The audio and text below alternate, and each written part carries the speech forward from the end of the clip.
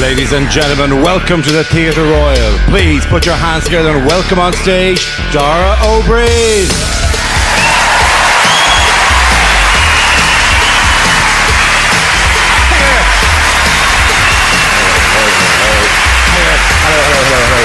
Good evening, ladies and gentlemen. How are you? Welcome to the show. Are you in good fun? Yes, it's great to have you here. Yes, I do my own announcements.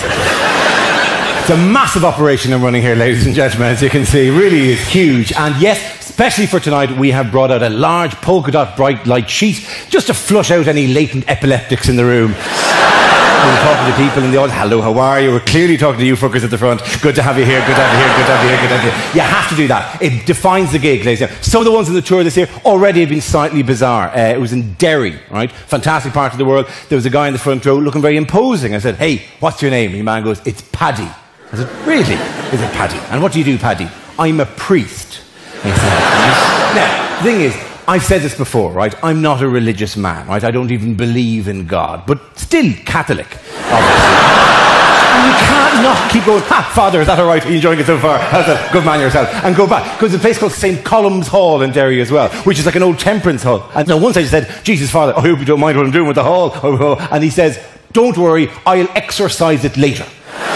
Which I thought was sweet from him, but he said it in a really dense Derry accent, which means what he actually says was, don't worry, I'll exorcise in glitter. And I said, what? You exercise in glitter? And the priest goes, no, I exercise in glitter.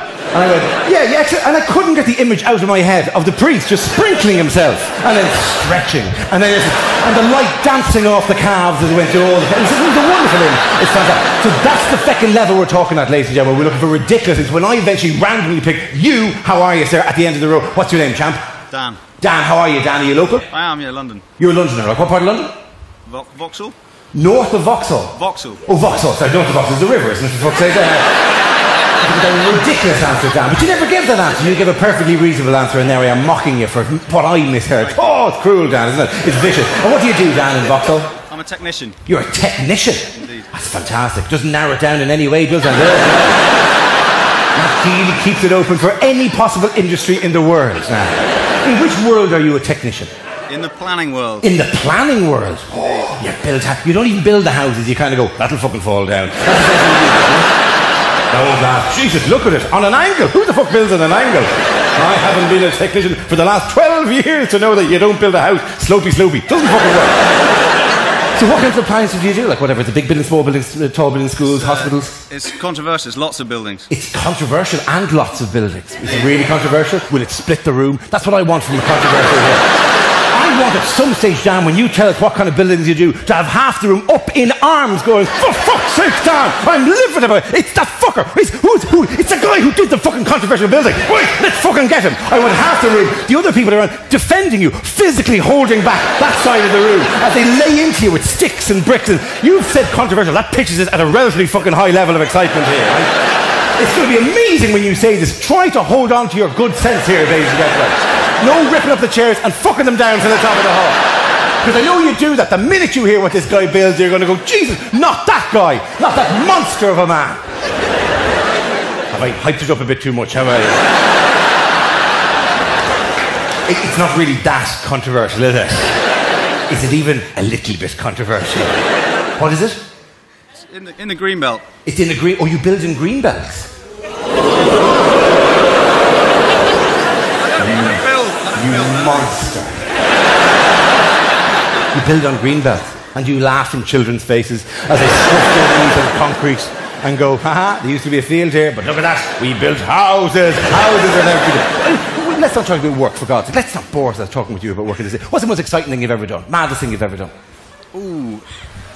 By all means, take a couple of seconds to think about it. Right?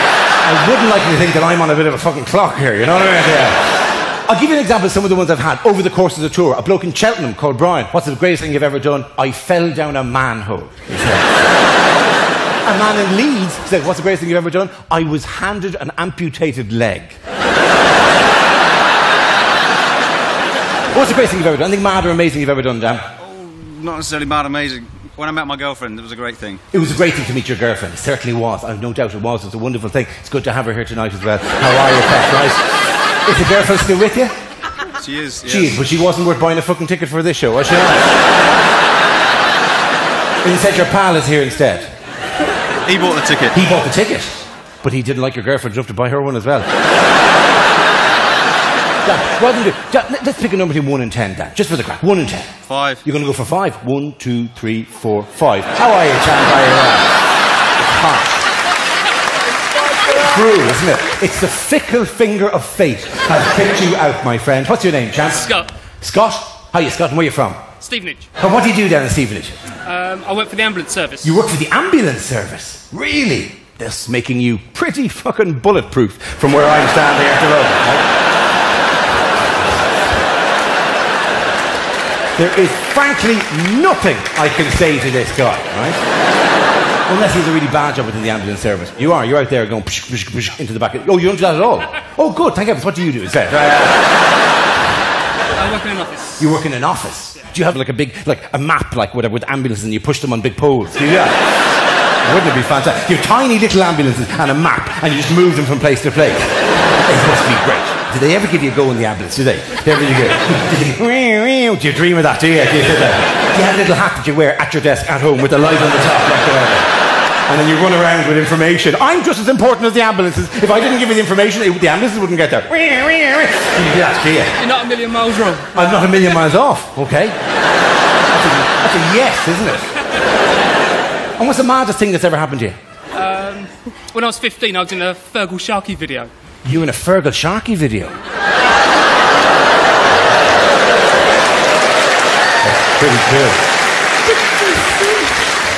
This is part 2 of your media career. Congratulations. You know that behind you, it's 7 rows behind you, a woman went, ooh. Really excited me. I can see you there, Pet. Oh, it's amazing. In a Fergal Sharkey video, was it for a good heart as hard to find? No. Because that is frankly the only one anyone knows there.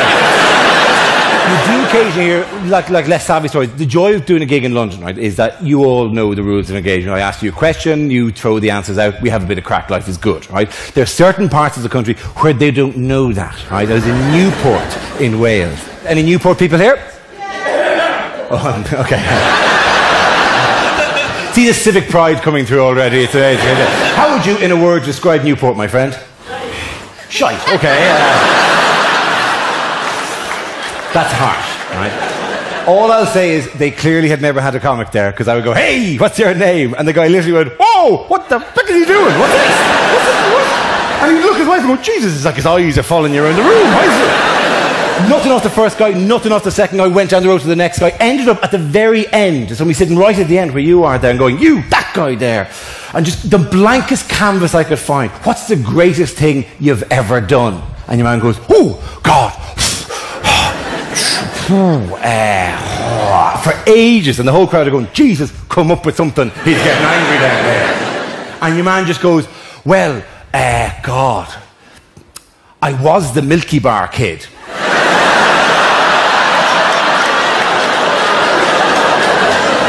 And then looked to me in a real kind of, is that the kind of thing you were looking for? And you're going, yeah, that'll do. Yeah. That's quite healthy as a thing to have. Like, a genuine Milky Bar. Has anyone here ever met a Milky Bar kid? It is a weird thing because they are dotted around the place. I once asked in Edinburgh, hey, has anyone ever a Milky Bar kid? And the woman in the back was, they're not real.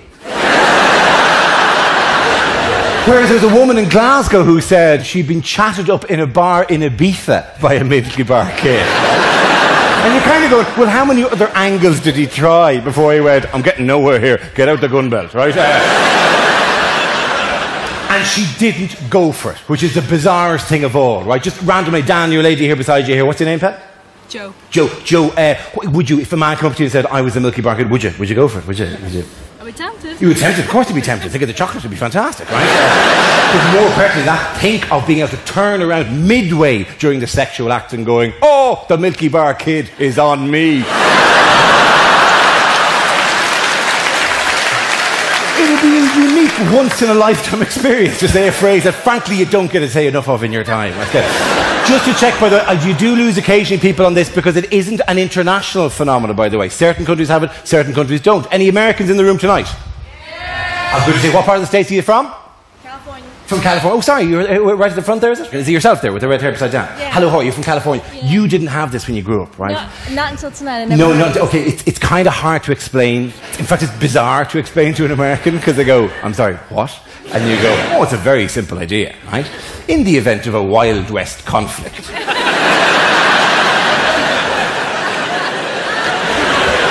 The surest path to peace is to send in an albino child with chocolate.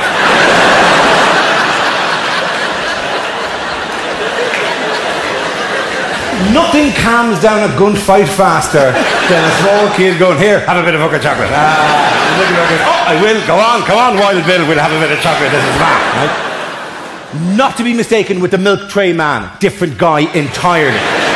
You do not want to send the wrong actor to the wrong ad and have a woman in a negligee walking into a hotel bedroom, dan, da, da, da, da, da, and there's a small blonde child in a gun belt.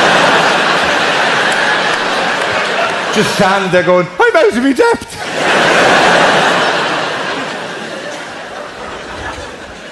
But I kept in touch with my Milky Bar kid because I wanted to. I don't even know your man's name. He's under my phone under M for Milky Bar kid, right? Because that's the perfect place to have him, right? I wanted to reunite with all the other Milky Bar kids and create some sort of crime-fighting team of different ages of Milky Bar kids. But it made no sense because they never had a superpower. That was the one problem with the Milky Bar kid. He never had any great power. And I used to ask audience to suggest what the obvious superpower that the Milky Bar, what like super sense would he have, right? But bizarrely, we got the same answer every time I asked, right? So I'll just get you to get what audiences always constantly, when I said, what super sense would you give the Milky Bar kid? They always said, taste.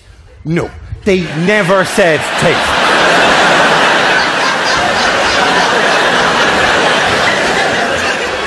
How many crimes would you need a super sense of taste to solve? Every episode would have to be set in like a chocolate hammer museum of some description. Oh my God, the curator has been beaten to death. Which of the hammers did it? I know, let's call for the Milky Bar kid. It was a 70% cocoa one. Thank you very much, Milky Bar kid. You're a genius. No, it wasn't taste. What was it? Turn people into chocolate. Something what? Turn people into chocolate. Turn people into chocolate. No, again, that's a first, I have to say. That is the bizarrest thing, especially in a hot climate. You'd be fecked at that stage. Well, it's a bad day for you, Mr. Villain. Poof! And Mr. Sun shall finish the job. No, it wasn't that. It was X-ray vision is what most audiences said. But not tonight, you've gone a bit freaky for some reason. Or the one night I said to somebody, what super sense would you give? And your man said, a sense of decorum. Which you just don't get enough of in superheroes when they're like arriving in a crime scene, there's a body and blood and guts everywhere, and you go, oh my God, what are we going to do? And he would come in and go, we shall give the family time to grieve. Back away. The one I particularly got is the reason I loved your man, though, Milky Bar Kid, 1968, because I said to him, did you get to say the magic words? And your man goes, no, I didn't. They dubbed me out. Because in 1968, you people weren't ready for a Welsh Milky Bar kid. You'd have found that crazy and ethnic and a bit strange, wouldn't you? You're going, what? I'm not eating that freaky chocolate from the valleys. The Milky Bars are on me. So anyway, that's the kind of level we're talking about, my friend. What's your name, sir? James. Oh God, somebody else jumped in there at this stage. Simon and Jason? James, are you a local, sir, are you? Yeah, I'm from North London. From North London, and James, what do you do? You're a young man, you're a student, you're a college? Student. Of?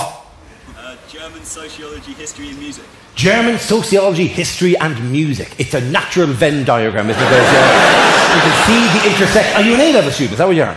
Oh God, you're only a child. Look at you. You're a cherub, for Christ's sake. And what a natural collection of A-levels that is. It's just how employers will be screaming for you.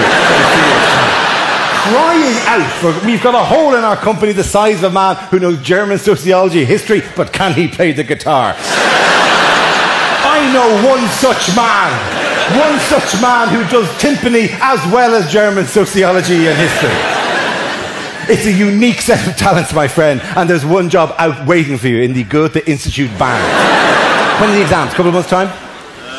Couple of weeks. weeks, actually. Couple of weeks, excuse me, sorry. So good that you're taking a night off from the study at this stage. Yeah. What did you schedule for here before you decided to just like piss it all up to a tree and come out and see a comedy gig instead? I've been doing essays today. Oh, you're doing essays today? Well, it's a welcome break for it. Like, just so you know, by the way, from the rest of us here who've been through the whole school system with that and have gone to, on the other side of the education and all the exams and all that, the stuff you're learning day to day, all the subjects and all the quotes and all of that stuff, like whatever, that stuff, when you get out into the real world and you're looking for work and you're meeting people, that stuff is vital.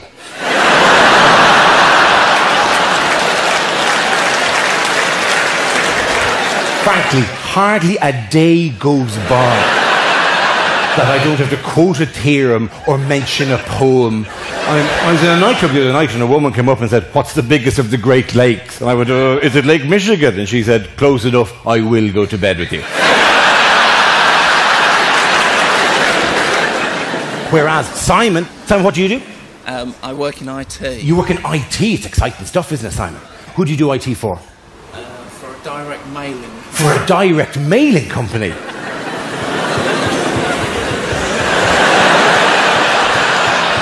That's fucking controversial. Nothing on that. You just sashayed in and whipped the rug from underneath it.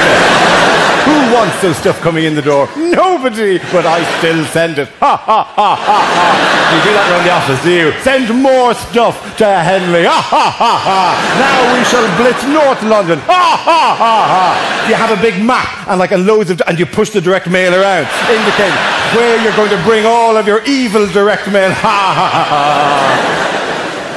Finest piece of direct mail I ever received, which is from an estate agent in my area, because they're constantly putting stuff through the door saying, "We have disappointed customers who can't find a house in your area."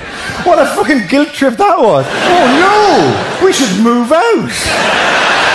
These people are disappointed. Anyway, what age are you, my friend? 17, 18?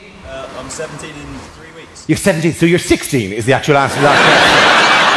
No amount of "I'm 17 in 3 weeks." I saw through the logic of that one. It's a clever little ruse you've got. You're 16, my friend. My God, good to have you here. You're having a bit of a drink while you're here. Go on, too, because you look slightly older. You'll get away with it.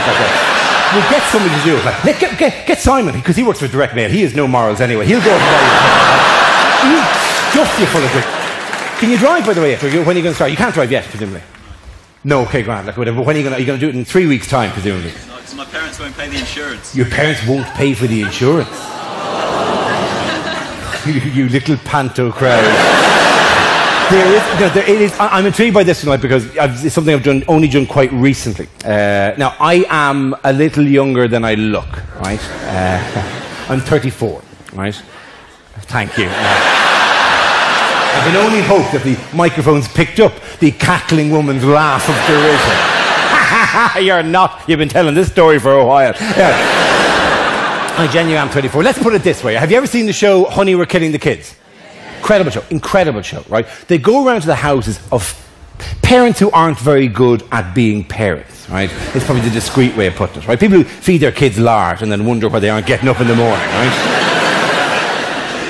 And they bring them to a sealed room and they show them like a computer image of what the child will look like at the age of 40, right? And they go bing, and the boy always looks like me.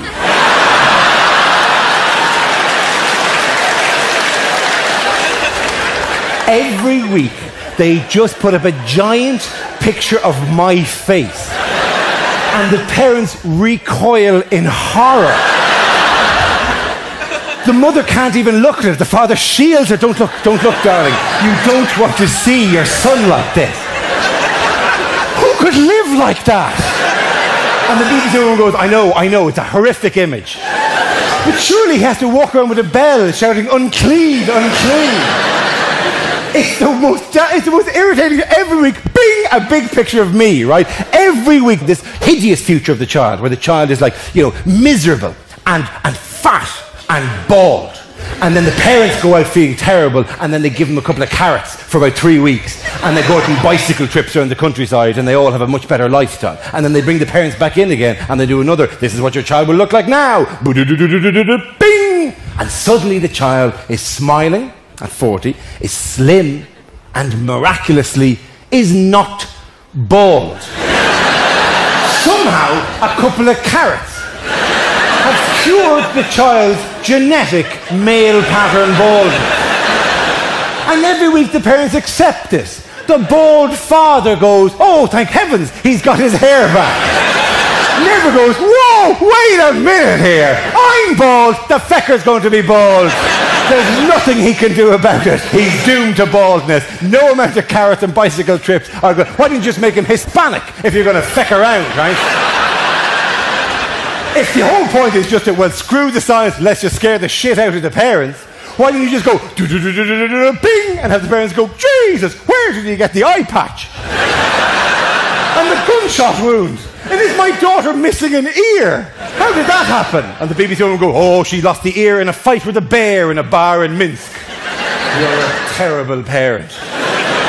It's just one of these shows where they send around somebody to life coach people whose lives aren't going very, like Super Nanny, right? Where the Super Nanny walks in and goes to the child, now you can't do that, and goes to the parent, listen to how the child is responding to the tone of my voice. And you go, no, it's not. It's responding to the fact that you're a big stranger in the house with a camera crew shouting at it.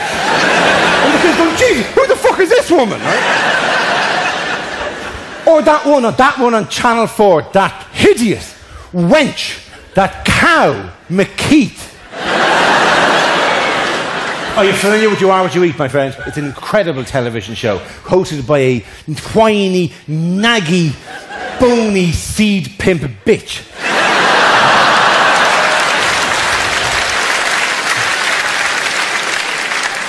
Who goes onto the homes of morbidly obese people, who we are introduced to in a slow-motion video package, where they are pictured walking across uneven ground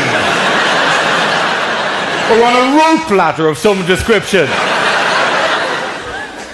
Something hideously unflattering. And then Gillian, as their visual, shows them a table of all the food they've eaten in the last week. A table heaving, creaking, groaning under the weight of pies and curries and chips and beer. And Gillian points to the table and goes, look at it! Look at it!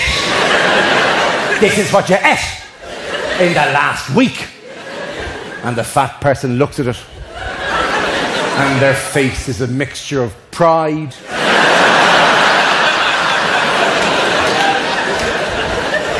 and lust. As if, did I eat all that?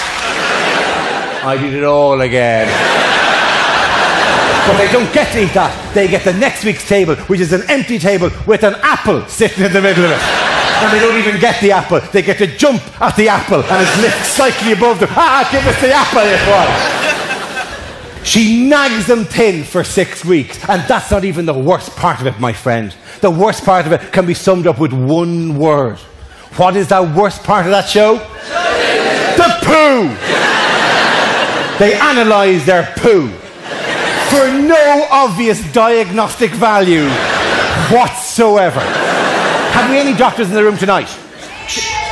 Few doctors around. Doctor, can you confirm to me, is there any value whatsoever diagnostically in examining these people's poo? No, because we don't get any interesting results. We just get the woman coming back from the lab going, we've analysed your poo, it turns out you're eating too much.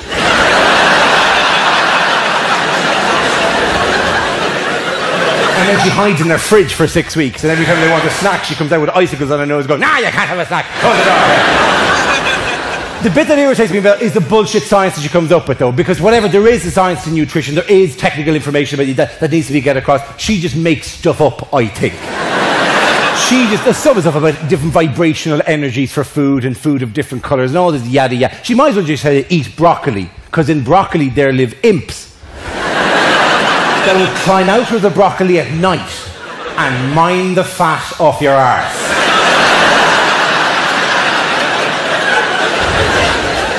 If you are what you eat, she's eating a feckin' shrew.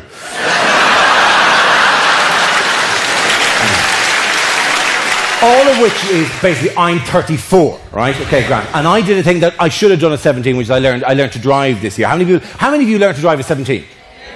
A load of you, and congratulations and good for you, right? I did drive before, but I drove in Ireland, where frankly we're a little looser about stuff like that. I mean, any Irish people can back me up on this. It's a bit kind of, hey, send off for the licence, and then you get in the post, and it's practically like the police going, listen, you don't do things by the book, but I like your style. Get out there.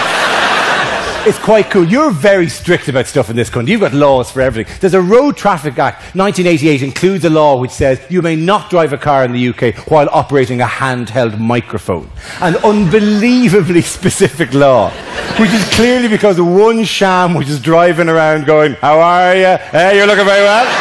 Good to see you. Love the hat, Mary. Love the hat. Hang on a second. Hello, officer. What? Well, there's no law against it. Oh, there is? Oh.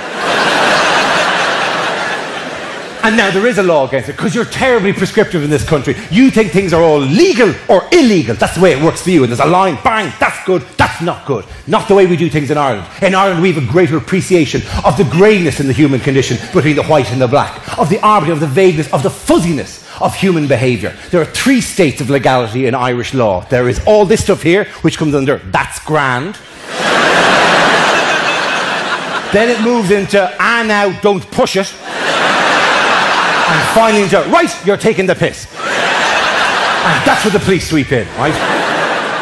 So I drove for years, but finally had to do the test. You know, when you're older, it's a different experience. I mean, my friend with the ambulance thing would have, what age were you? 18. You were 18, or whatever. By the way, as a teenager, did you find it a bit embarrassing being in the stupid-looking car? I was taught by the Air Force. You were taught by the Air Force? My Lord, you have a backstory we didn't even get close to asking about here.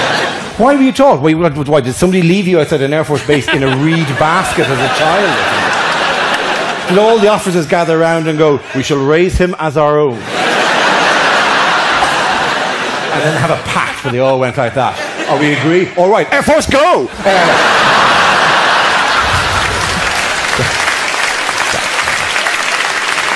That does make them sound like a gay crime-fighting team, some description.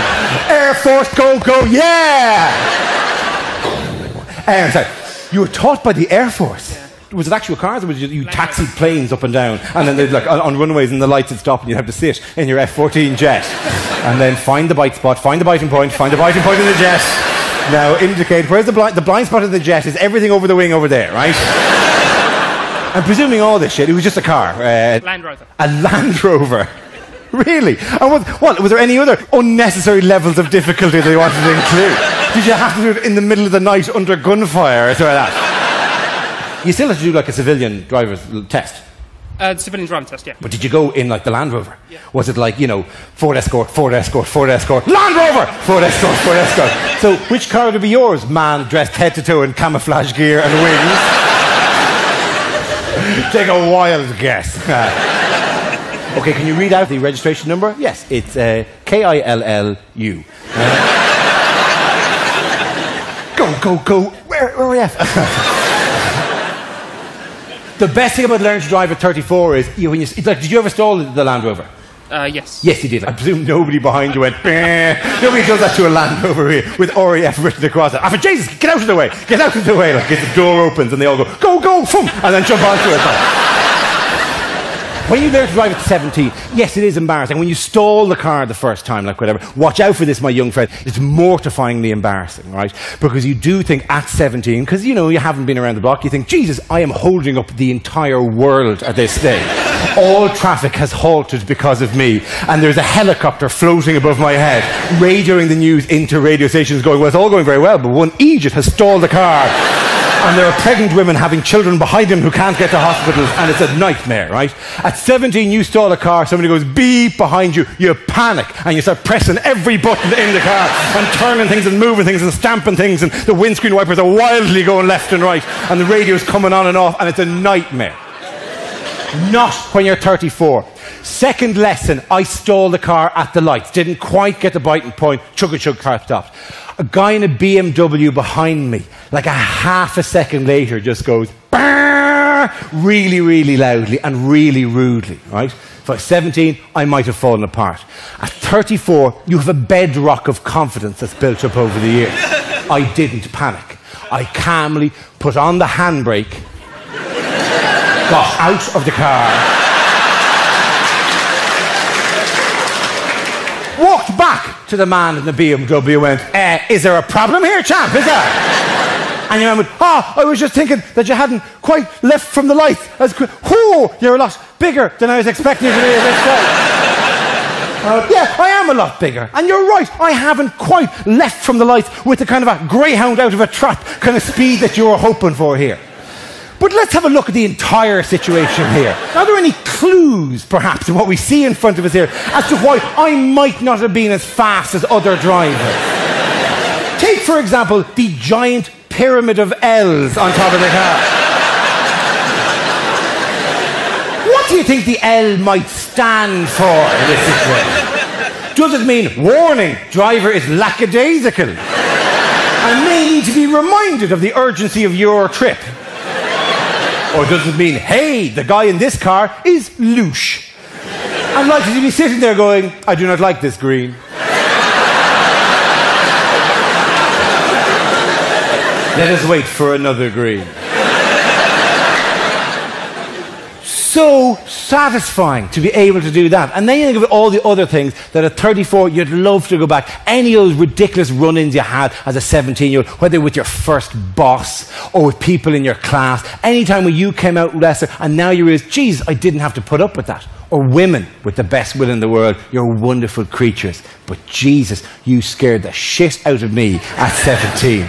I'd be in bed with a woman at 17 and if things would go wrong, I would panic. And I start pressing everything and moving things and shifting things around and the head's going wildly left and right. Not anymore. Now I just calmly pull out. I walk around. I go, is there a problem here, champ? Is there?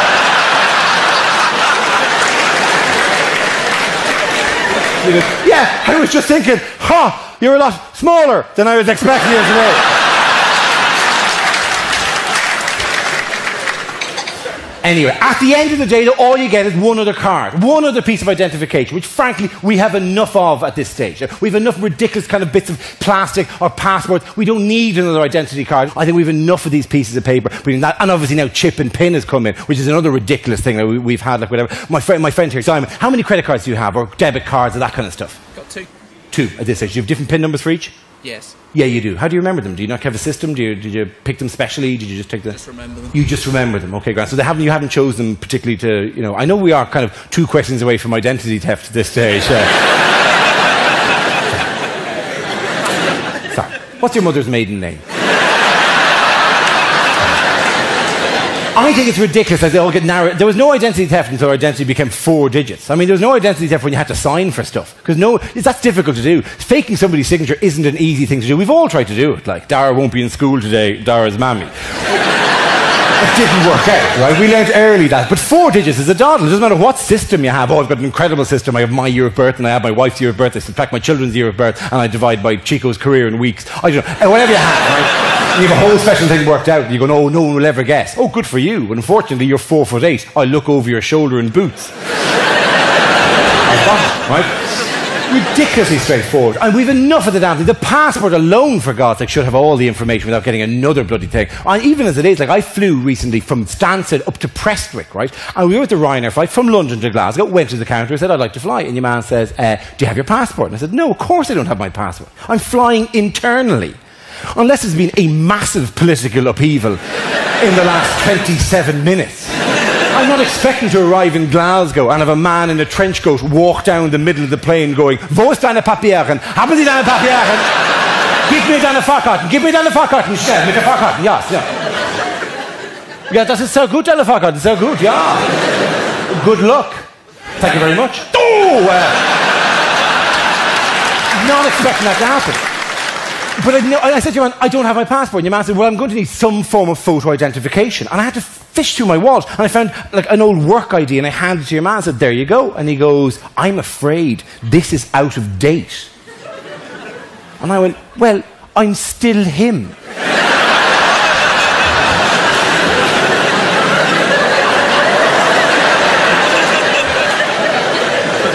And your man went, touche? Yeah, good point, yeah.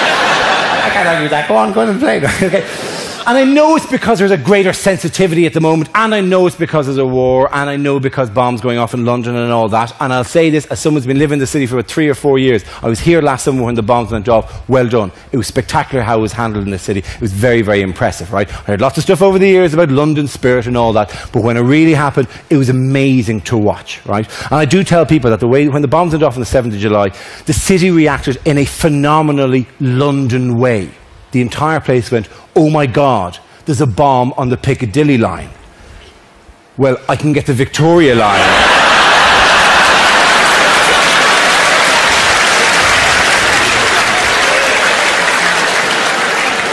It is quite funny the way we, or people who live in London, are obsessed with transport. Yeah, that'll work out. Yeah, in fact, that could be slightly faster. It's just bizarre for me that the two things happened one day after the announcement of the Olympics and then the bombs going off, 6th and the 7th, right? And the reaction essentially from Londoners was the same. An incredible piece of news, but how am I supposed to get home? It's just, what's it going to do to my journey, right? And there is one thing I do love about that joke. There's two things I love about that joke. Firstly, I think it says something very fundamental about people who live in London. Secondly, I love the awkward silence just before I get to the funny bit. Where people are going, whoa, where are you going with this? You better watch what you're saying very carefully, right? And of course I am. But do allow me just to say this, on behalf of all the Irish people here, that for once in my lifetime, we're able to go, what? You're going to England?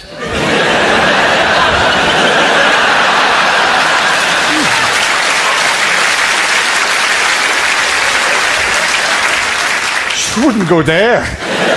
It's full of terrorists. You come to Ireland. We've no terrorists at all.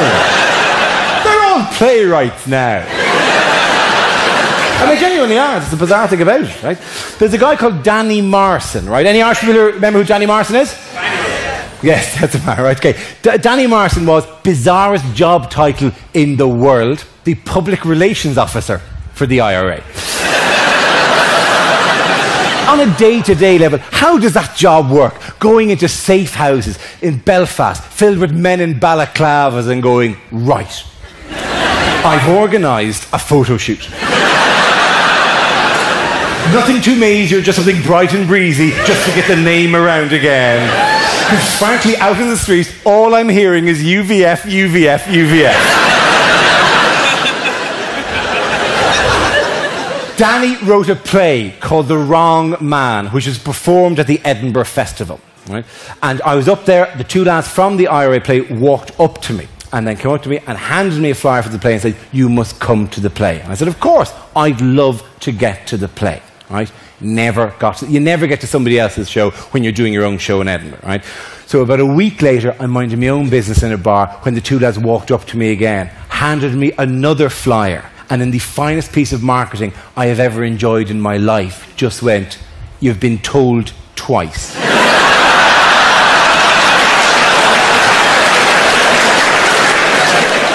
I went every night. And I was up at the end going, well done, grand stand, So anyway, my friend, what's your name, sir? Mark. And what do you do? I organise 40th birthday parties for my friends. You organise 40th birthday parties for your friend? But you're going to run out of business very quickly, I'd imagine. When you're not doing that for your friends, which is a nice thing for you to do, when you're not doing that, what else do you do? Project manager. You're a project manager? You do projects?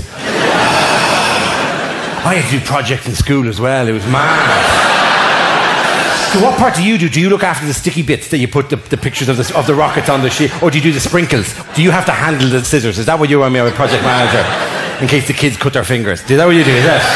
Well, what kind of industry do you project manage? Banking. For banking, it gets better and better and better and better and better. American banking. American banking. So it's banking with a twang. Banking with a bit of an accent. Oh, English banking not good enough for you, isn't it? Oh, Mr. Fancy Pants Dollar Boy here, is it? What's the happiest thing you've ever done, my friend? What's the craziest thing, nicest thing, unique thing about you? Mark. Run the London Marathon. You ran the London Marathon? Not the one a week ago, was it? No, 10 years ago. 10 years ago. You're kind of coasting on that success a bit now, aren't you? It's been a long old decade, hasn't it? 10 years ago and you're still banging on about the fucking marathon, yeah? You've got to let it go, my friend. That was a long time ago. How long did it take you to do it?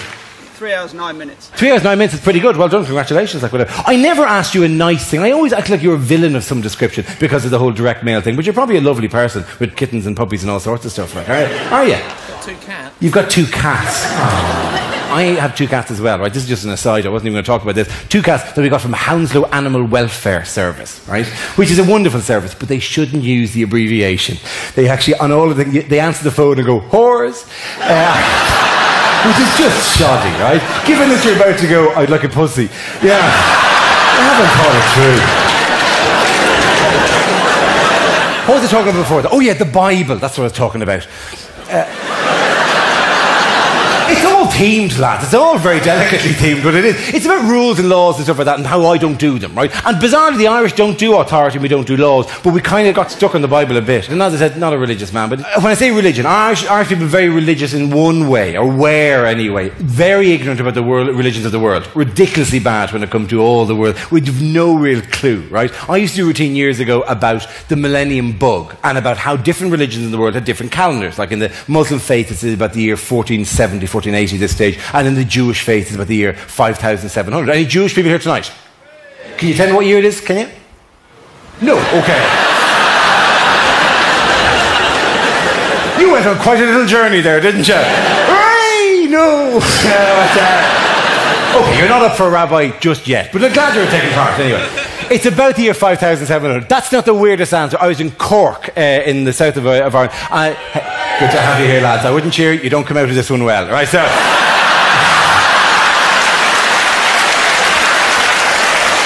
Cork, fantastic part of the world, but there was one woman misrepresented you hideously last night. I said, anyone Jewish here? Someone goes, I'm Jewish. I said, are you Jewish? She goes, I am. I said, and what year is it now in the Jewish calendar? And she goes, I wasn't expecting questions, to be honest.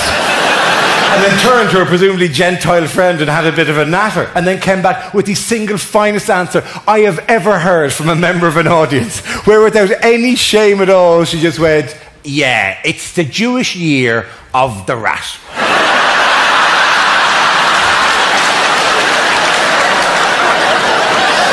Incredible piece of ignorance. To take these 2 great world cultures and slam them together. Oh, those crazy kung fu Jews, they're mad! With their rice and their noodles. And the fireworks, oy vey! So no, we had all the other stuff. We had all the kind of Catholicism and all that kind of stuff. And even that gets on my nerves at this stage, because I'm not a man for text and holding to text really strictly, like laws and rules and regulations. And the Bible thing in particular, for God's sake, we've moved on, right? If you're a religious person, fine, go for that, whatever you're into. But at least in this part of the world, we don't take it literally. There's nobody like there is in America going, no, Genesis is a historical fact. And you're going, for God's sake, Genesis was just a load of fairy stories to get the kids to go to bed on a donkey ride to Jerusalem 2,000 years ago, right? Stop taking it literally. It's only the Bible. It's not gospel. Not every word in it is supposed to be true, right? For God's sake. And people give out about evolution, right? This wonderful thing that we invented, and we came up with this fantastic theory to explain incredibly complex things. And people go, no, it's not in the book. It can't be right. And other little arguments, creationist arguments like, how could the eye just have evolved? It must be a gift from God. And you're going, no, you're not getting the point. The whole point of evolution is that random things just happened and the useful ones hung around, right? Basically, there were loads of blind monkeys. And then one day, a one-eyed monkey wandered into the middle of it all and rode everything left, right and centre. And he was king of the monkeys until Mr. Feckin' Two Eyes sashayed into the clearing. It's a wonder I'm not invited to more churches in Alabama to give that speech. But it's just depressing. People go, no, God made poof. Poof, there you go, God made us exactly as we are, right? No, of course he didn't, for God's sake. 3 arguments up against that. A, have a look at yourself. If you truly think you were created by God, get out of the shower in the morning and look at yourself for a while in the mirror. This is the same guy, apparently, who made mountaintops and sunsets. What kind of off day exactly was he having when he threw you together? Argument 2. If we were truly created by God, then why do we still occasionally bite the insides of our own mouths?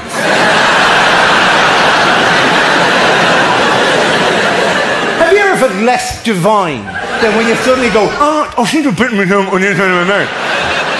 I seem to have chewed at my cheek there. I seem to have forgotten where my lips were. I was so eager to eat that plate of pasta, I've eaten through my own face. And argument C against a divine creator, the appendix. Why would he put it in you when it does nothing except randomly kill you for no good reason? Just sit there doing nothing and then fall apart and kill him. Kill him now! Scott, do you still have your appendix here? You do indeed, because a good RAF man always holds on to his appendix. Who knows the day you might fall behind enemy lines and have to eat grass for a while. This is an evil creature, the appendix. And then they bring you to hospital, and then you get out of hospital, and you've got to spend a month being approached by Egypts, well-meaning fools, coming up going, Jesus, I heard you're in hospital. How's your appendix? And you go, I don't know. They took it out. We haven't kept in touch. For all I know, it's driving around the country in a van, solving mysteries at the moment. And then, my favourite of all, are there any nurses in the room tonight? Yes. Okay, Grant, check with the nurses here. Do you ever, on the street, after people have been in the hospital, walk up to them when they're perfectly healthy and go, Jesus, you won't remember me, last time I saw you was lying down, unconscious, painted yellow? Do you ever do that? Do you? Good. Because it creeps us out. 3 years after my appendix operation, a nurse comes up to me in a bar and goes, how are you? I was in the theatre when they took out your appendix. Which is like a really icky way to start a conversation. And I went, ugh. Right? But to continue the chat, I went, apparently, says I, they got it out just in time. And she leans in and goes, I know. It came apart in our hands. And you go, ugh, that's horrible. And B, it makes it sound like you took it out and then threw it to each other as a game. No, you take it. No, you take it. No, you. Oh, no, it's come apart in my hand. And then you start wondering about all the other things she might remember from that day. And frankly, yes, you do go, no, she's seen my cock. And they keep those operating theatres very cold. I wasn't looking my best that day. I didn't expect to be judged on it years later. Oh, thank you very much. I would have fluffed myself up if I thought that was going to be the question. I would have flared like a peacock, made a bit of a show of myself. No, we were not created buff by God, right? I am a science man, I'm a nerd for all that kind of stuff. And I understand people find it bewildering, science, because it's difficult and we know lots of stuff now and it's tough to keep up with what's happening and it moves very fast. And there is a reason for that. There's a thing in technology called Moore's Law. Does anyone here know what Moore's Law is? Yes. Yeah, I was kind of hoping rather than just saying yes, you'd actually furnish us with the information, right? Because right now you're like the worst quiz show contestant in history. For £1 million, do you know the capital of Mongolia? I do. Thank you very much. I'll take the cash. There you go. I was rather hoping you'd tell me. Well, you didn't ask that. You merely asked if I knew, and I do. Thank you very much. I'll take the cash. Check the question again, lads. What is Moore's Law? Technology doubles every 18 months. Yes, it is. Computers get half the size or twice the speed or half the price every year and a half. It's the reason why the whole industry just gets faster and faster and faster. Like the iPod, for example, right? I have an iPod, it's 60 gigabytes in capacity. It'll take 1,500 albums. I own 90 albums. My iPod sits at home sullen and frustrated and underused. Like a wife who gave up her career and the kids turned out to be shite.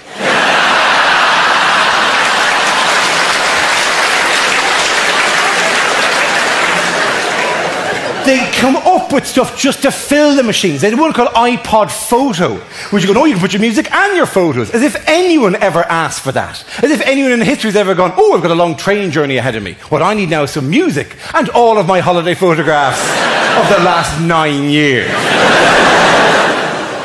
Nonsense of the highest order. And it does have, the technology belts along, like whatever, and it is bewildering for people. James, my young friend over here, you're across this stuff, because you're 16, you're 17, you know, you're all about MP3s and all, you're across this stuff, aren't you? Computer. You don't have a computer. Oh. Now we're looking at the essays in a completely different light. James, like some sort of monk, just slowly, in longhand, painting out his German verbs on the table. Other kids, what are you doing, James? Get with the fucking program. You don't even have a computer. And you do you have an iPod or an MP3? Oh, James, get with the program. It's fantastic. Get with it now before it runs away too far from you, right? Because basically technology will boom and go. And when it goes, it never comes back. You basically run alongside technology for a part of your life and you're racing along and technology is striding. And you go, Jesus, technology, what are you today? And technology going on a phone.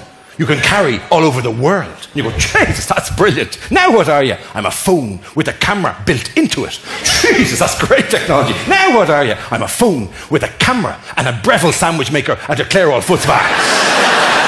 And at some point, James, you just go, geez, I've got a fucking stitch. Go on, I can't keep up. It's harsh, it's tough, and every section of our life has a sudden splurge of technology all the time that we have to deal with. Even the car driving test that I did isn't fully preparing you for the fact that every car in 5 years' time will have a little talking box telling you what to do, right? Every car will have a sat-nav in the next 5-10 years, and we've got to be ready for that. I'm saying this from experience.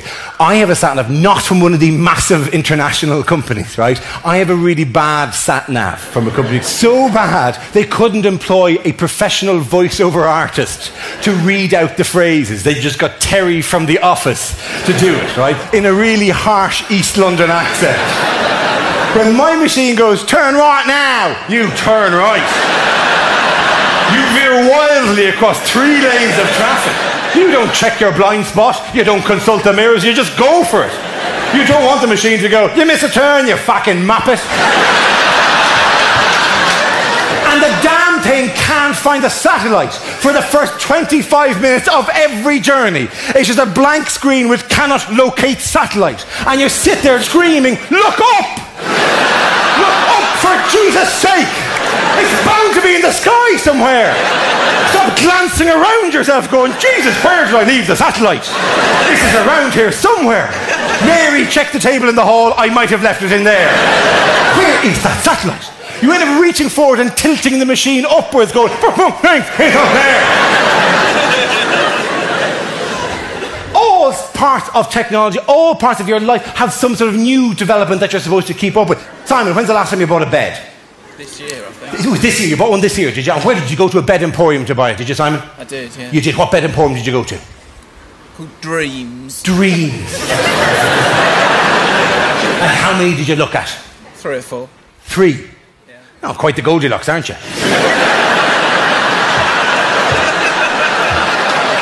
That's your standard way to buy a bed, right? Whereas, Scott, when's the last time you bought a bed? Last year. Last year as well? God, there was a flurry of beds being sold last year.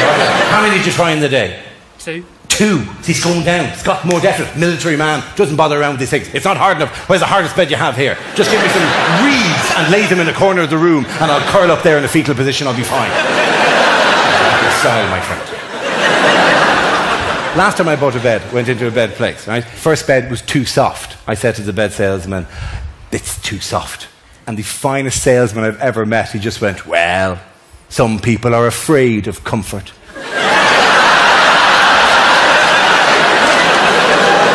An astonishing challenge to put before you.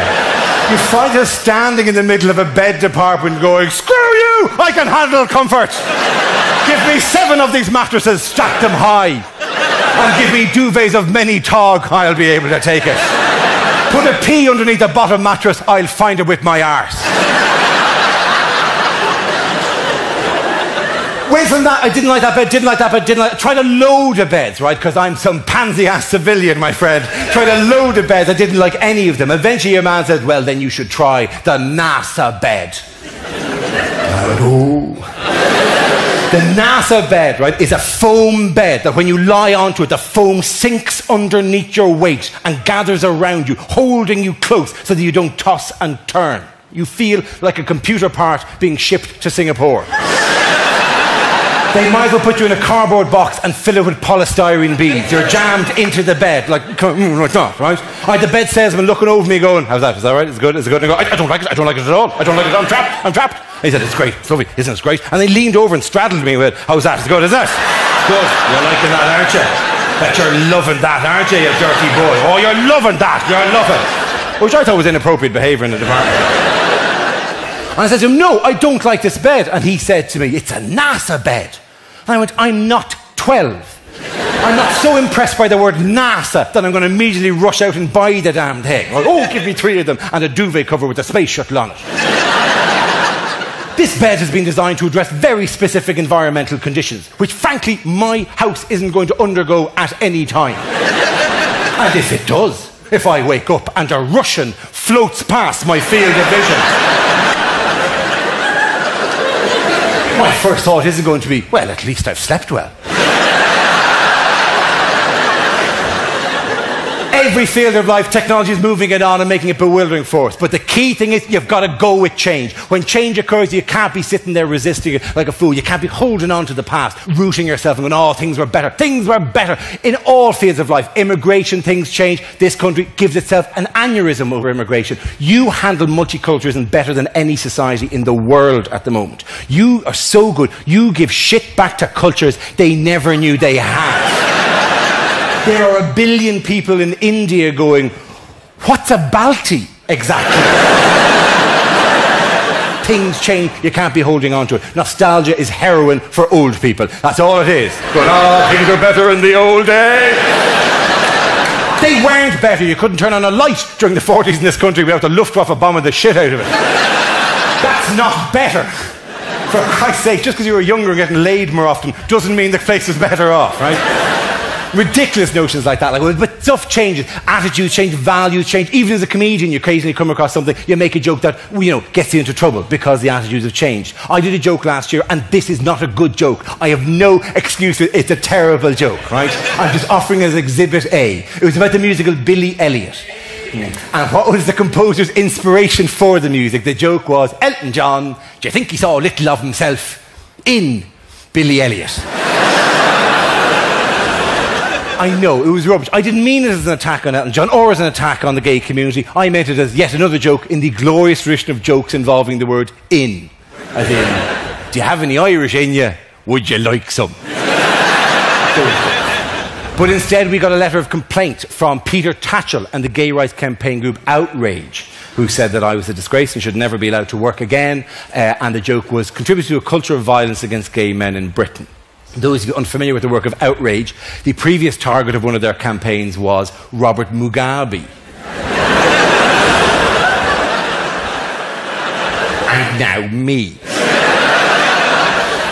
And the thing is, your initial reaction when somebody does a complaint like that is to get, you know, so we get all tough and go, it's only a joke for Jesus' sake, relax, right? Swiftly followed by loftier arguments about civil rights and comedy's obligation to say the difficult thing and freedom of speech, which is a fairly lofty point to bring in to back up something as bad as that joke about Billy Elliot, right? You wouldn't go to Strasbourg, to the European Court of Human Rights, with that as your argument. Oh, my lords, my ladies of the court.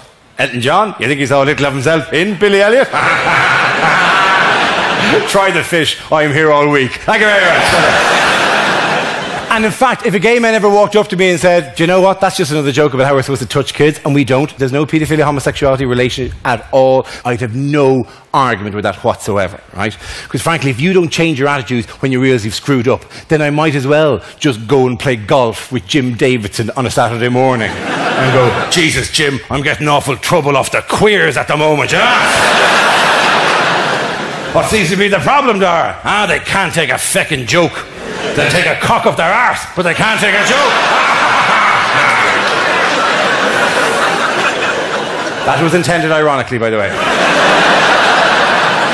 And some people think that's very politically correct of me, but then I'm Irish, right? And of all the people who've benefited from a good dose of political correctness on this island, it's been the Irish. Remember the good old days with the jokes about how stupid we were? And then a memo went around sometime in the 80s where you all went, oh, Jesus, we're not doing jokes about the Irish anymore. And you went, OK, fine. And you just stopped. And thank you very much. A bit overdue, but thanks very much nonetheless.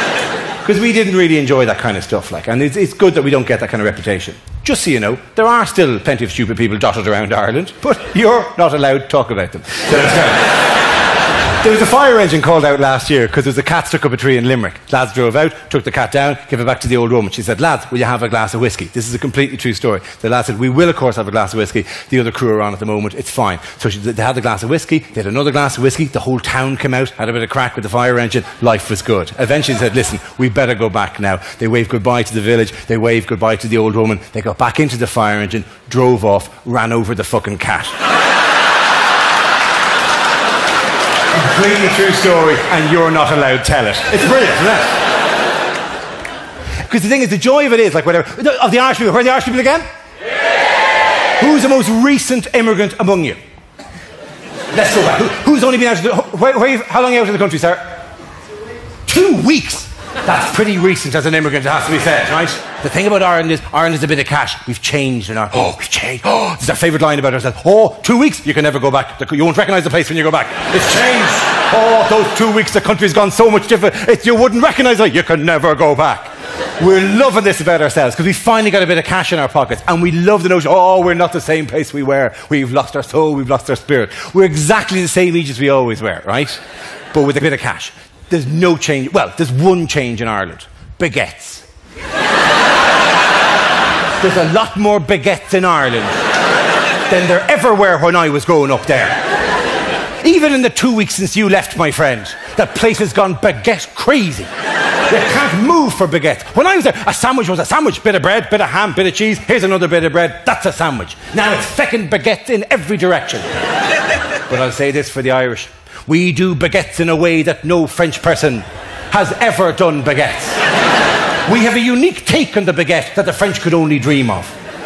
No French person in history has ever walked into a baguetteria, or whatever the hell the name of the shop is. What's the name of the place that sells baguettes? A baguette shop. Yeah, I meant in Paris. Le Shop des Baguettes. What's it called?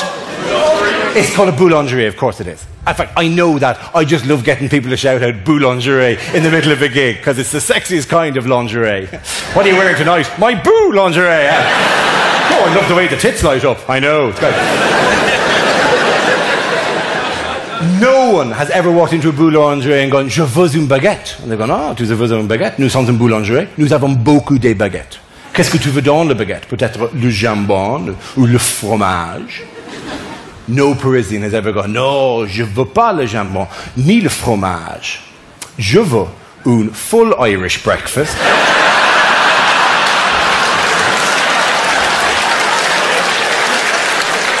Oui, avec les hash browns, beaucoup de hash browns. Et les baked beans aussi, beaucoup de baked beans, right? And I wrap it in cling film, I'll put it in the passenger seat of the car. Right, so.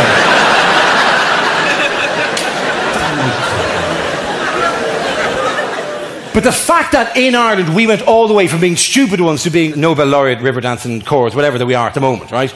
These tags are so arbitrary, they're so randomly assigned, whatever. And as a comedian, if you work for a while, you spot that there are just buttons you can press with regard to the peoples of the world, right? Because we basically, all of us have a list in our head of the countries we know, and we've one or two words beside to describe the people in them, right? Because we're busy people, we can't have fully formed impressions of all the people in the world, right? So it narrows down to a couple of very common phrases all the time. Right? My friend from California, you may wish to block your ears just for a tiny moment at this stage, right? I'll give you an example. If I said to you, Americans, what are they like as people? Americans are fat and stupid. Those are the two things. Every gig I do, fat and stupid.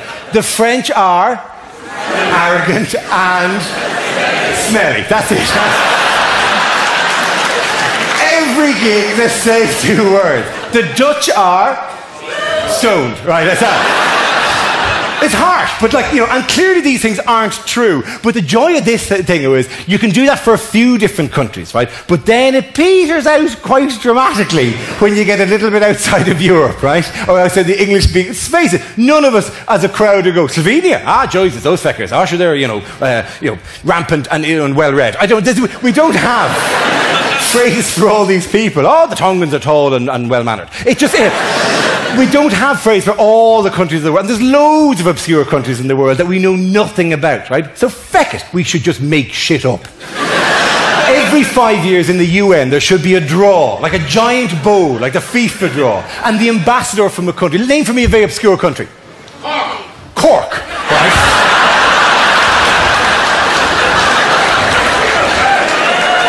Terribly obscure country, not legally based in anything, by the way. More obscure than that. Name me an obscure country. Swaziland, perfect example. The Swaziland ambassador has to walk down and rustles the paper up and holds it up, and it just says, shite at small talk. And then for the next 5 years, every time you hear about Swaziland, you go, oh, jeez, they're shite at small talk. The Swaziland, oh, sure, I met a lad from Swaziland. I said, how's your wife? He said, she's very dry. You mean she's a very dry sense of humour? That's not what I mean at all. Well, I shite at small talk. And you can just make this stuff up, for God's sake. Another obscure country. Angola, perfect example. Who among us truly knows about the Angolans? Who among us has studied, has lived, has travelled? Who among us has seen from the passenger seat of a jet plane what the people of Angola are truly like? One man knows what the Angolans... I'm working up to you, by the way, here, Scott. He could describe for us in a couple of words the characteristic, not physical, personality traits, come up with a couple of ones now, that perfectly sum up the Angolans. Scott, in your wide-ranging RAF-based knowledge, the Angolans are... Angry. Angry and... Violent. Angry and violent. It's not a huge, broad spectrum of personality here. Luckily, they combine their anger with a bit of violence, so it all works out well for them. Let's try one more. What did you say? Oh, Vanuatu. Very good. You're loving that, aren't you? You're very happy you shouted Vanuatu. The people of Vanuatu are... Vacuous. Good answer. I like the way you're thinking here, right? Vacuous and... Unknown.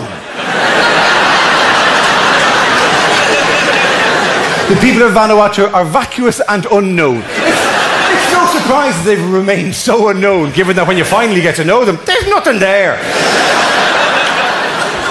You should see them stuck on a lift with the Angolans. Oh, the Angolans are kicking off in a huge way. But the Vanuatuan people have no opinion to offer in the situation. I know it's slow, but I don't know. I didn't say about the whole thing. And you're kind of wondering, Dara, what's the point of this? The point of this is, in a week's time, there will be a news report where they say, and there is a situation brewing at the moment in Vanuatu. And you're going to go, oh, those vacuous pricks. Sure, of course there's a situation there. Sure, nobody knows anything about them. Sure, they'll keep themselves to themselves so much. Do you know what they should send in the feckin' Angolans? They'll sort them out. They'll rip through them like a dose of salt, the Angolans. They're livid about anything. Whatever. They're just tags, these things. They're random tags. They mean nothing. It's like, in a way, you know, the whole Billy Elliot thing, again, like the reason I backed down so fast on that, like whatever, was because I received one letter of support, right, that says, to whom it concerns, we, the undersigned, are a group of concerned citizens living in a border region of Northern Ireland. We are writing to express our support for Mr. Briain with regard to his comments on the link between paedophilia and homosexuality. My comments on the link with it. I made a joke about Elton John.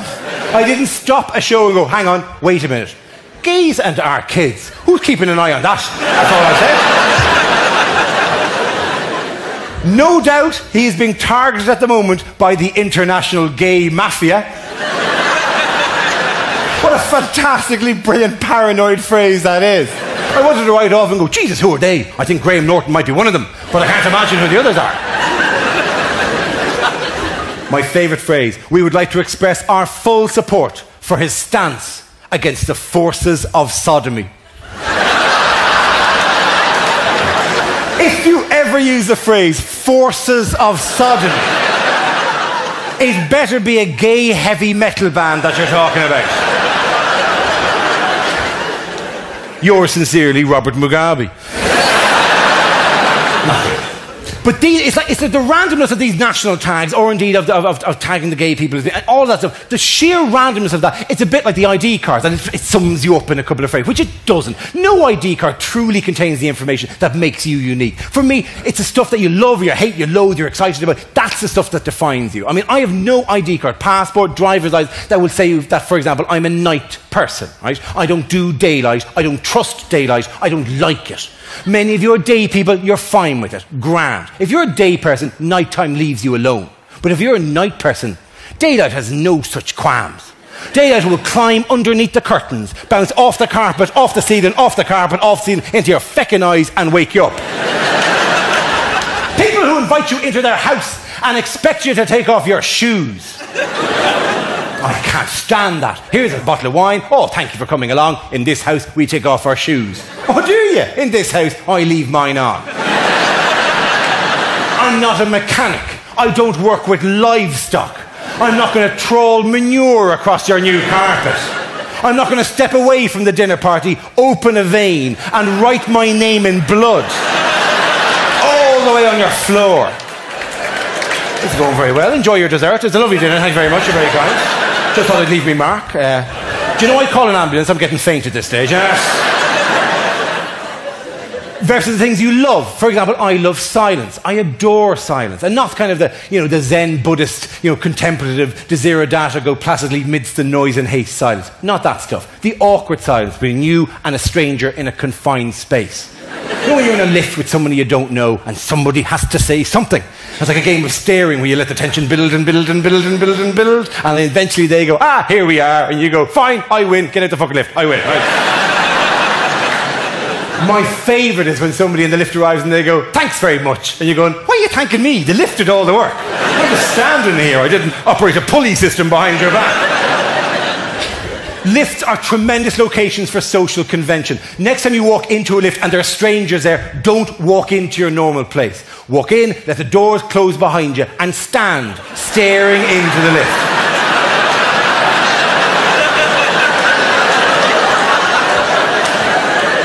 They have no idea what to do in that situation. They're sitting there going, Jesus, what the hell is he staring? Is he still looking? He's still looking at us, what is he doing? My favourite thing I ever did in a lift, I was in a lift once, on my own, and I had a bar along here, a bar there, and a bar there. I don't know if other men do this, right? If I'm in a situation where there's a railing about yay high, I'll automatically start lifting myself up off the ground. Because just for a second, I'm a Russian gymnast in the Olympics.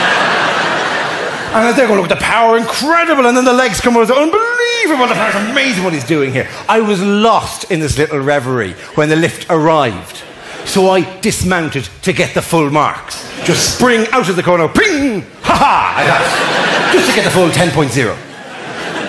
So there's a woman with a child waiting, and all she hears is ding, and the door is open. And she just sees me going, oi! Like that. And she goes, oh my God. And I walked out and went, Jesus, that lift comes down fast.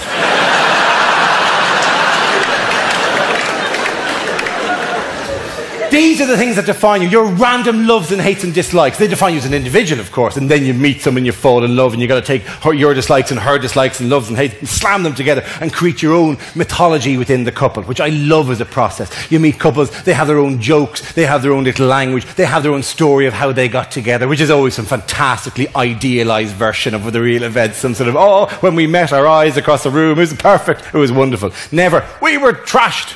Smashed out of our boxes. And I'd recently been dumped by somebody I truly loved. I wanted to put a bit of a distance. So anyway, we had the shag in the car park and the pub. Oh, it's all gone wrong since then. Right. Never that. And all of the stages of life, again with the rules and the conventions. Like I've loads of friends, for example, who are having kids at the moment. I don't have any kids myself.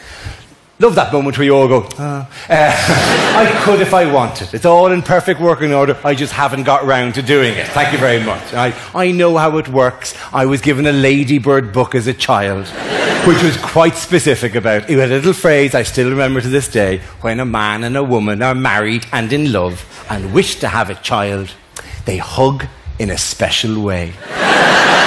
Which is just sweet as a description. It does tend to paper over the whole handcuffs, who's your daddy element.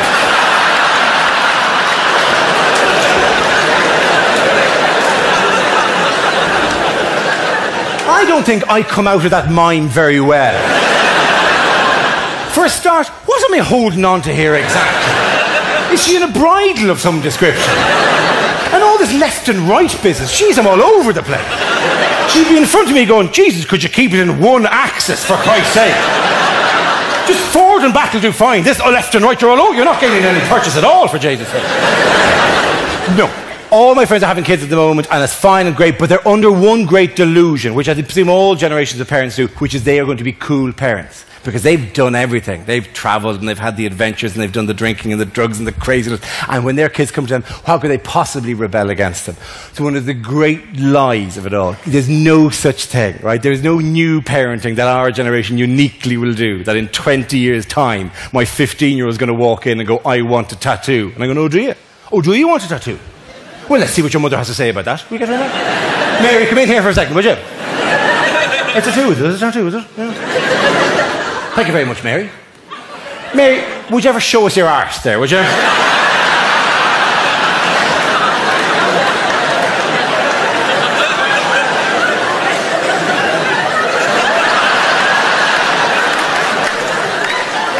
that your tattoo, is it? Is that your Celtic cross that you're so excited about getting?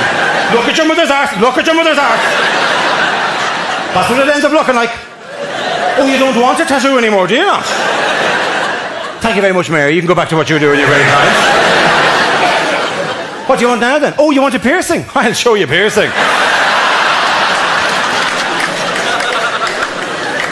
My favourite of all those, though, are the engagement stories. Again, loads of my friends getting engaged at the moment, and there's a whole convention about that, about how you're supposed to do this, and the rules you're supposed to observe in some way about all this. Scott, is that your lady beside you there? Are you married, engaged? Engaged. Engaged. Okay, well, congratulations. Good luck on the big day and all that. I wouldn't dream of asking you to spell the story. That would be embarrassing. I wouldn't do that, right? I will merely check how many of the rules you observed, right?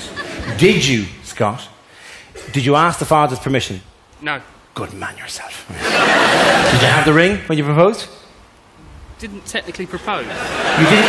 You didn't technically propose. That's fantastic. Good man yourself. Oh, all the rules are gone with you. That's brilliant. Did she technically propose? Did she? I might have twisted his arm. You twisted it. It's very, very good. Well, good for you. That's even better, for God's sake. I like the way you went along with the questions for the first one or two of them. Well, no, I hadn't asked the father's permission. Yeah, what? Hello. I wonder if you mind if I was proposed to by your daughter. That's it. I can't stand these little rules. There's three of them, right? Father thing, the ring, and the beautiful location to do it in, right? Not a fan. You know yourselves. You're at work one day, a friend comes in and goes, "Oh my God, we're engaged." You go, "Oh, that's amazing. Wow. How did it happen?" It was perfect. John hired the Eiffel Tower. And then he rented the original members of the Village People to spell out the message, "Mary, will you marry me?" It was what I always wanted. And the feckers who asked permission. If I'm ever the father of a daughter in 30 years' time and some gonk arrives into me looking for permission, I'm going to set the fucker tasks.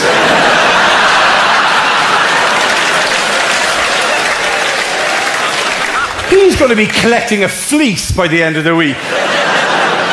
You want my permission? It's the year 2035. She hasn't asked for my permission for anything in years. She didn't ask for my permission when she became a whore.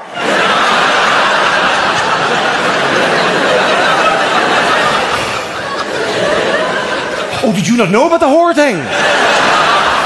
Terribly sorry. I shouldn't have been the one to tell you. Oh, it was years ago, just to pay for the whole...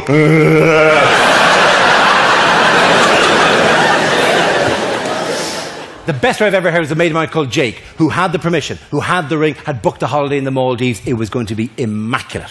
Went through Heathrow security, went through the little shutter thing, all fine. His bag goes through. He had an iPod charger in the bag, some weird-looking box with cables coming out of it. The security woman says, "Sorry, sir, do you mind taking that out?" He says, "No problem at all." Opens the bag up, shows it to your one. Right? She goes, "That's absolutely fine, sir. You can go ahead." And he's about to go when the security woman spots another small, mysterious black box in the bag. And stops him and goes, "Sorry, sir, do you mind opening that up as well?" And Jake panics because he's got the girlfriend beside him in the security thing, and he just goes, "Do you mind if I don't?"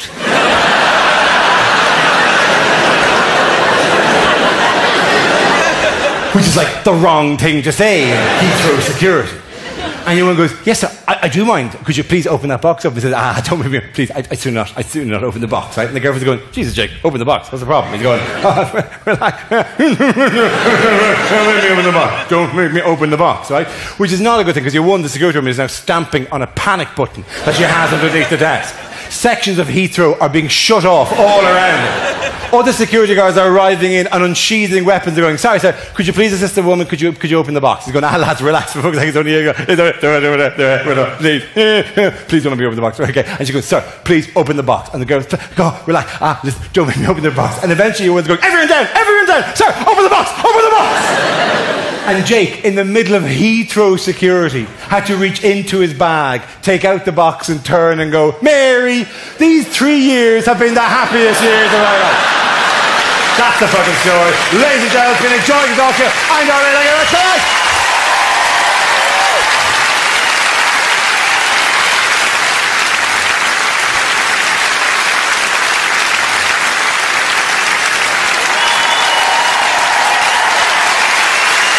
No, listen. Listen, whatever about getting a bit of applause and all that crack off you, frankly, the show would be nothing. It's just me ranting and roaring, lads. Nothing at this stage. There are so many people we've met, so many things we've learnt, ladies and gentlemen, over the course of this gig. We have learnt that there is a man here whose brain can handle disciplines as disparate as the German people and the piano. And even during those two poles can fit a bit of sociology and a tiny bit of history in as well. And he's so casual about it, fuck it, he doesn't even have to study tonight. That's how cool he is about it. 4 massively important, life-defining examinations ahead of him. What the fuck does he give a shite about it? Give it up, ladies and gentlemen, for James! Get over there!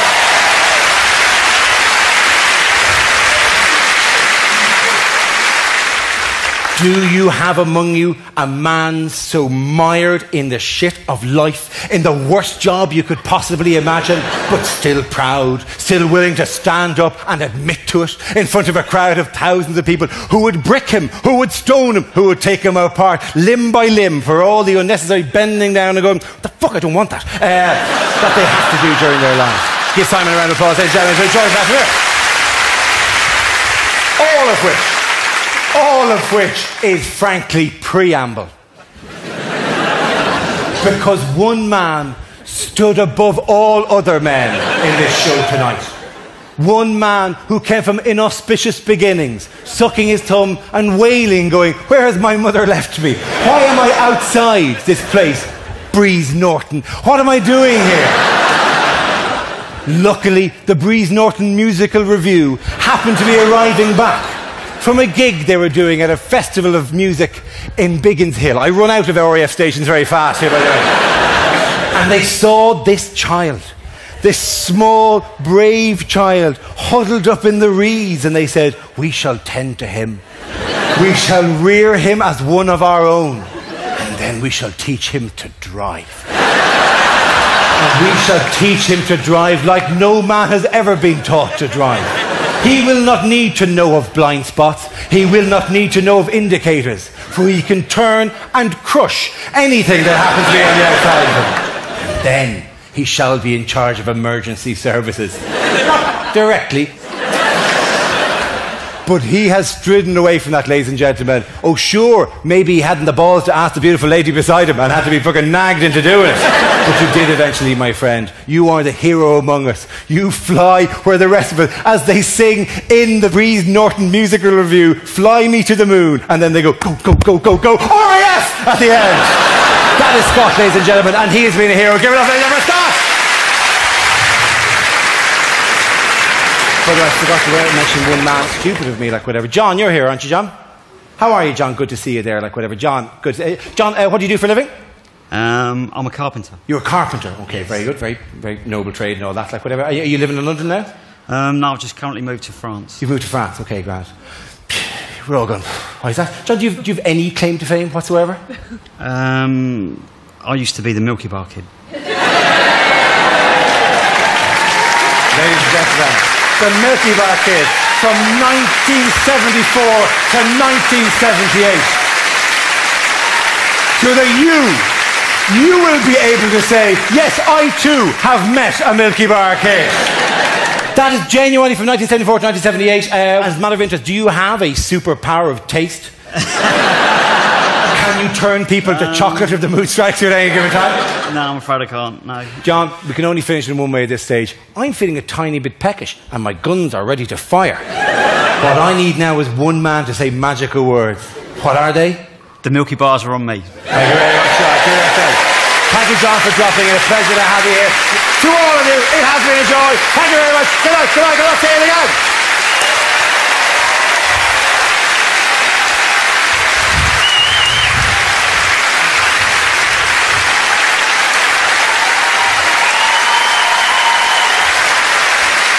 Tell you what, just for the crack, right? Mainly because, you know, at this point of the gig, you didn't ask for an encore, but there's always a load of people just doing this at the edge of each row.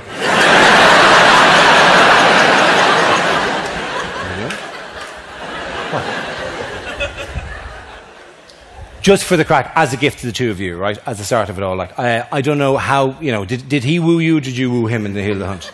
He wooed me. He wooed you. It was a wonderful thing. Good man yourself, Scott. Well done. I don't know what he said, what words he said. All men have a different kind of technique for luring the ladies in, right? And what magic words they say just to create the move. I always use one word. I always used to go, so. Just at the right moment, it raises the temperature just a tiny bit, right? So that and if she goes, well, you go, well, hey, and you're in, right? And if she goes, fuck off, you go, fuck off yourself, I wasn't even talking to you.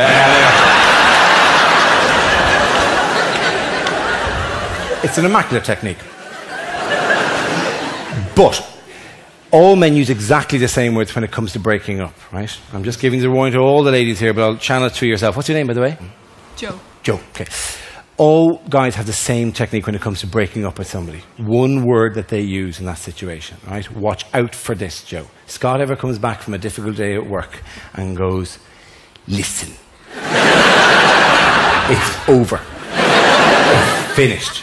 Your job is to get out of there with your head held high. You will be the winner in that situation. If he ever goes, listen, you immediately go, I fucked your brother.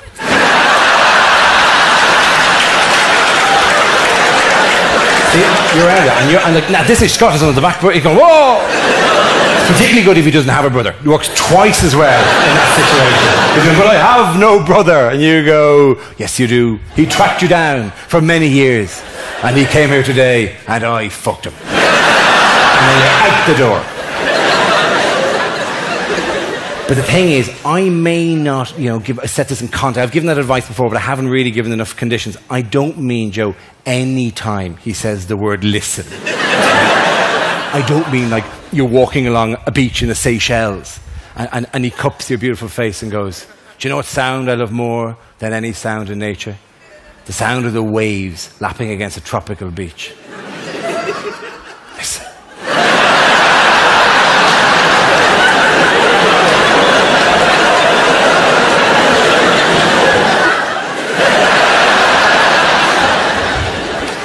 Or if ever lying in a spoon's position, snuggle deeply, you're all snuggle like that, like whatever. It's 3 a.m. under the duvet and you feel terribly safe and warm and wonderful. And suddenly Scott sits bolt upright in the bed.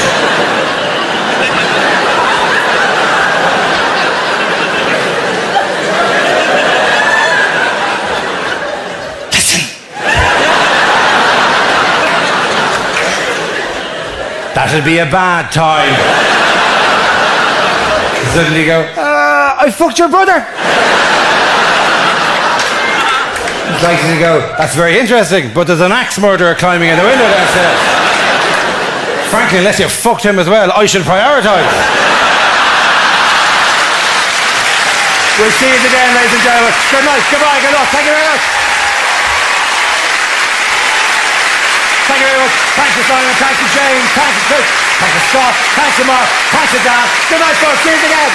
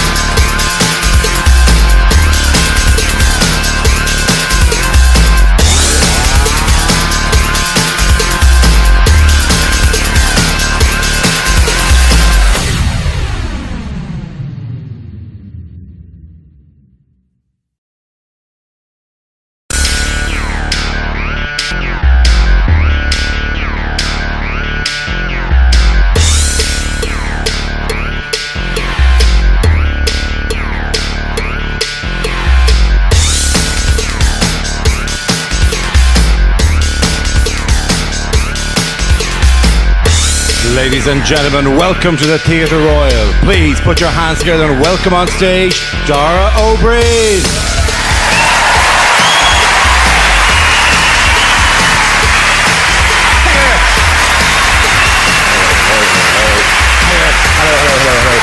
Good evening, ladies and gentlemen. How are you?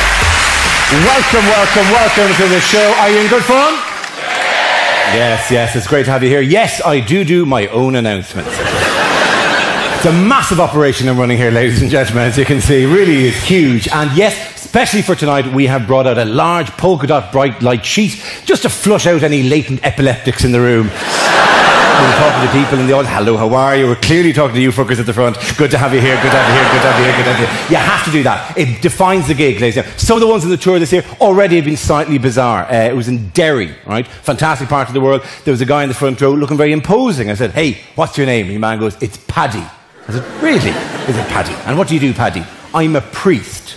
He said, now, the thing is, I've said this before, right? I'm not a religious man, right? I don't even believe in God, but still Catholic, obviously. And you can't not keep going, Father, is that all right? Are you enjoying it so far? How's that? Good man yourself. And go back. Because there's a place called St. Column's Hall in Derry as well, which is like an old temperance hall. And on one side he said, Jesus, Father, I hope you don't mind what I'm doing with the hall. And he says, don't worry, I'll exorcise it later. Which I thought was sweet from him, but he said it in a really dense Derry accent, which means what he actually says was, don't worry, I'll exorcise in glitter. And I said, what? You exercise in glitter? And the priest goes, no, I exercise in glitter. And I went, yeah, and I couldn't get the image out of my head of the priest just sprinkling himself and then stretching and the light dancing off the calves as it went through all the... It was a wonderful thing. It's fantastic. So that's the fucking level we're talking at, ladies and gentlemen. We're looking for ridiculous things. When I eventually randomly pick you, how are you, sir, at the end of the row? What's your name, champ? Dan. Dan, how are you, Dan? Are you local? I am, yeah, London. You're a Londoner, right? What part of London? Vauxhall? North of Vauxhall? Vauxhall. Oh, Vauxhall. Sorry, north of Vauxhall is the river, isn't it? For fuck's sake. A ridiculous answer, Dan. But you never gave that answer. You gave a perfectly reasonable answer, and there I am mocking you for what I misheard. Oh, it's cruel, Dan, isn't it? It's vicious. And what do you do, Dan, in Vauxhall? I'm a technician. You're a technician? Indeed. That's fantastic. Doesn't narrow it down in any way, does it? That really keeps it open for any possible industry in the world. Now, in which world are you a technician? In the planning world. In the planning world? Oh, you don't even build the houses. You kind of go, that'll fucking fall down. Don't laugh. Jesus, look at it. On an angle. Who the fuck builds on an angle? I haven't been a technician for the last 12 years to know that you don't build a house slopey. Doesn't fucking work. So what kinds of plans do you do? Like whatever, the big buildings, small buildings, tall buildings, schools, hospitals? It's controversial. There's lots of buildings. It's controversial and lots of buildings. Is it really controversial? Will it split the room? That's what I want from a controversial here. I want at some stage, Dan, when you tell us what kind of buildings you do, to have half the room up in arms going, for fuck's sake, Dan, I'm livid about it. It's that fucker. It's the guy who did the fucking controversial building. Wait, let's fucking get him. I want half the room, the other people around, defending you, physically holding back that side of the room as they lay into you with sticks and bricks. And you've said controversial. That pitches it at a relatively fucking high level of excitement here, right? It's going to be amazing when you say this. Try to hold on to your good sense here, ladies and gentlemen. No ripping up the chairs and fucking them down to the top of the hall. Because I know you do that. The minute you hear what this guy builds, you're going to go, Jesus, not that guy. Not that monster of a man. Have I hyped it up a bit too much? How are you? It's not really that controversial, is it? Is it even a little bit controversial? What is it? It's in the green belt. It's in the green... Oh, you build in green belts? You monster. You build on green belts and you laugh in children's faces as they stuff their knees on concrete and go, haha, there used to be a field here, but look at that, we built houses and everything. Let's not try to do work, for God's sake. Let's not bore us talking with you about work. What's the most exciting thing you've ever done? Maddest thing you've ever done? Ooh. By all means, take a couple of seconds to think of it. Right? I wouldn't like you to think that I'm on a bit of a fucking clock here, you know what I mean? Yeah. I'll give you an example of some of the ones I've had over the course of the tour. A bloke in Cheltenham called Briain. What's the greatest thing you've ever done? I fell down a manhole, he said. A man in Leeds said, what's the greatest thing you've ever done? I was handed an amputated leg. What's the greatest thing you've ever done? Anything mad or amazing you've ever done, Dan? Oh, not necessarily mad amazing. When I met my girlfriend, it was a great thing. It was a great thing to meet your girlfriend. It certainly was. I've no doubt it was. It's a wonderful thing. It's good to have her here tonight as well. How are you, pet? Right? Is the girlfriend still with you? She is. Yeah. She is, but she wasn't worth buying a fucking ticket for this show, was she? Instead, your pal is here instead. He bought the ticket. He bought the ticket, but he didn't like your girlfriend enough to buy her one as well. Dan, what do you do? Dan, let's pick a number between 1 and 10, Dan, just for the crack. 1 and 10. 5. You're going to go for 5. 1, 2, 3, 4, 5. How are you, champ? How are you? It's hot.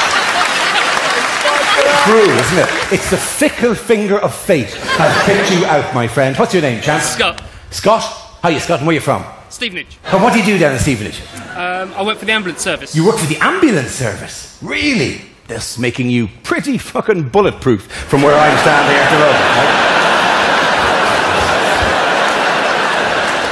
There is frankly nothing I can say to this guy, right?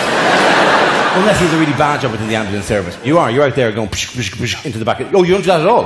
Oh, good, thank heavens. What do you do instead? I work in an office. You work in an office? Do you have like a big, like a map, like whatever, with ambulances and you push them on big poles? Do you do that? Wouldn't it be fantastic? You have tiny little ambulances and a map and you just move them from place to place. It must be great. Did they ever give you a go in the ambulance? Did they? Do you dream of that? Do you? Do you sit there? Do you have a little hat that you wear at your desk at home with the light on the top? Like and then you run around with information. I'm just as important as the ambulances. If I didn't give you the information, the ambulances wouldn't get there. You do that, do you? You're not a million miles wrong. I'm not a million miles off, okay? That's a yes, isn't it? And what's the maddest thing that's ever happened to you? When I was 15, I was in a Fergal Sharky video. You in a Fergal Sharky video? That's pretty cool. This is part 2 of your media career. Congratulations. You know that behind you, it's 7 rows behind you, a woman went, ooh. Really excited me. I can see you there, Pet. Oh, it's amazing. In a Fergal Sharky video, was it for a good heart? It's hard to find. No. Because that is frankly the only one anyone knows. You do occasionally hear, like less savvy stories. The joy of doing a gig in London, right, is that you all know the rules of engagement. I ask you a question, you throw the answers out, we have a bit of crack, life is good, right? There are certain parts of the country where they don't know that, right? I was in Newport in Wales. Any Newport people here? Oh, okay. See the civic pride coming through already. It's amazing. How would you, in a word, describe Newport, my friend? Shite, okay. That's harsh, right? All I'll say is they clearly had never had a comic there, because I would go, hey, what's your name? And the guy literally went, whoa, what the fuck are you doing? What's this? What? And he'd look at his wife and go, Jesus, it's like his eyes are following you around the room. Why is it? Nothing off the first guy, nothing off the second guy, went down the road to the next guy, ended up at the very end, somebody sitting right at the end where you are there and going, you, that guy there. And just the blankest canvas I could find. What's the greatest thing you've ever done? And your man goes, oh, God. For ages, and the whole crowd are going, Jesus, come up with something. He's getting angry down there. And your man just goes, well, God, I was the Milky Bar kid.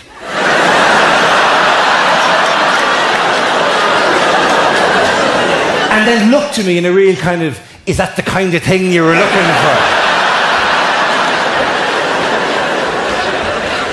And you're going, yeah, that'll do. Yeah. That's quite healthy as a thing to have. Like, a genuine Milky Bar. Has anyone here ever met a Milky Bar kid? It is a weird thing because they are dotted around the place. I once asked in Edinburgh, hey, has anyone ever met a Milky Bar kid? And the woman in the back was, they're not real. Whereas there was a woman in Glasgow who said she'd been chatted up in a bar in Ibiza by a Milky Bar kid. And you're kind of going, well, how many other angles did he try before he went, I'm getting nowhere here, get out the gun belt, right? And she didn't go for it, which is the bizarrest thing of all, right? Just randomly, Dan, your lady here beside you here, what's your name, Pat? Joe. Joe, would you, if a man came up to you and said, I was the Milky Bar kid, would you go for it? Would you? I'd be tempted. You would tempted, of course you'd be tempted. Think of the chocolate, would be fantastic, right? But more pertinently that, think of being able to turn around midway during the sexual act and going, oh, the Milky Bar kid is on me. It would be a unique once-in-a-lifetime experience to say a phrase that, frankly, you don't get to say enough of in your time. Just to check, by the way, you do lose occasionally people on this because it isn't an international phenomenon, by the way. Certain countries have it, certain countries don't. Any Americans in the room tonight? Yeah. I'm going to say, what part of the States are you from? California. From California. Oh, sorry, you're right at the front there, is it? Is it yourself there with the red hair upside down? Yeah. Hello, how are you? From California. Yeah. You didn't have this when you grew up, right? No, not until tonight. I never No, had it. okay, it's kind of hard to explain. In fact, it's bizarre to explain to an American because they go, I'm sorry, what? And you go, oh, it's a very simple idea, right? In the event of a Wild West conflict,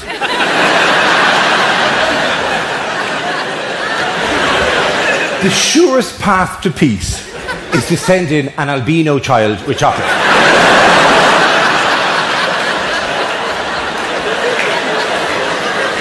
Nothing calms down a gunfight faster than a small kid going, here, have a bit of fucking chocolate. Oh, I will, come on, Wild Bill, we'll have a bit of chocolate, this is mad. Right? Not to be mistaken with the milk tray man, different guy entirely. You do not want to send the wrong actor to the wrong ad and have a woman in a negligee walking into a hotel bedroom, dan, da, da, da, da, da, and there's a small blonde child in a gun belt.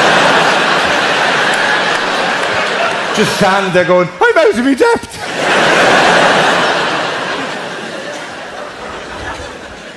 But I kept in touch with my Milky Bar kid because I wanted to. I don't even know your man's name. He's under my phone under M for Milky Bar kid, right? Because that's the perfect place to have him, right? I wanted to reunite with all the other Milky Bar kids and create some sort of crime-fighting team of different ages of Milky Bar kids. But it made no sense because they never had a superpower. That was the one problem with the Milky Bar kid. He never had any great power. And I used to ask audience to suggest what the obvious superpower that the Milky Bar, what like super sense would he have, right? But bizarrely, we got the same answer every time I asked, right? So just get you to get what audiences always constantly, when I said, what super sense would you give the Milky Bar kid? They always said, taste. No, they never said taste.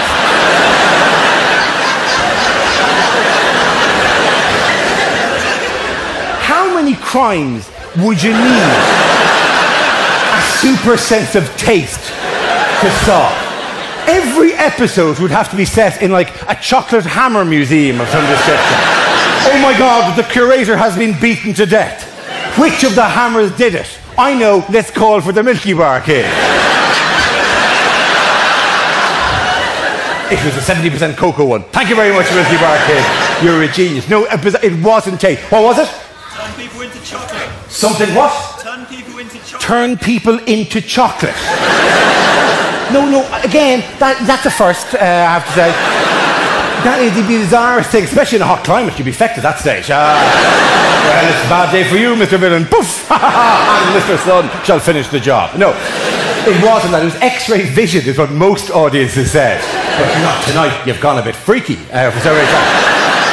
Or the one night I said to somebody, what super sense would you give? And your man said, a sense of decorum. Which you just don't get enough of in superheroes when they're like arriving in a crime scene, there's a body and blood and guts everywhere, and you go, oh my God, what are we going to do? And he would come in and go, we shall give the family time to grieve. Back away. The one I particularly got is the reason I loved your man, though, Milky Bar Kid, 1968, because I said to him, did you get to say the magic words? And your man goes, no, I didn't. They dubbed me out.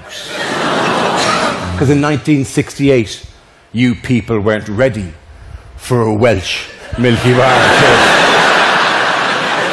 You would have found that crazy and ethnic and a bit strange, wouldn't you? You're going, what? I'm not eating that freaky chocolate from the valleys. The Milky Bars are on me. So anyway, that's the kind of level we're talking about, my friend. What's your name, sir? James. Oh God, somebody else jumped in there at this stage. Got Simon and Jake, Jason? James, you're a local, sir, are you? Yeah, I'm from North London. From North London, and James, what do you do? You're a young man, you're a student, you're a college? Student. Of? German, sociology, history and music. German, sociology, history and music. It's a natural Venn diagram, isn't it? You can see the intersection. Are you an A-level student? Is that what you are? Oh God, you're only a child. Look at you. You're a cherub, for Christ's sake. And what a natural collection of A-levels that is. It's just how employers will be screaming for you. Crying out for, we've got a hole in our company the size of a man who knows German, sociology, history, but can he play the guitar? I know one such man who does timpani as well as German sociology and history. It's a unique set of talents, my friend, and there's one job out waiting for you in the Goethe Institute band. When are the exams? Couple of months' time? A couple of weeks, actually. Couple of weeks, excuse me, sorry. So good that you're taking a night off from the study at this stage. Yeah. What did you schedule for here before you decided to just like piss it all up to a tree and come out and see a comedy gig instead? I've been doing essays today. Oh, you're doing essays today? Well, it's a welcome break for it. Like, just so you know, by the way, from the rest of us here who've been through the whole school system with that and have gone to on the other side of the education and all the exams and all that, the stuff you're learning day to day, all the subjects and all the quotes and all of that stuff, like whatever, that stuff, when you get out into the real world and you're looking for work and you're meeting people, that stuff is vital.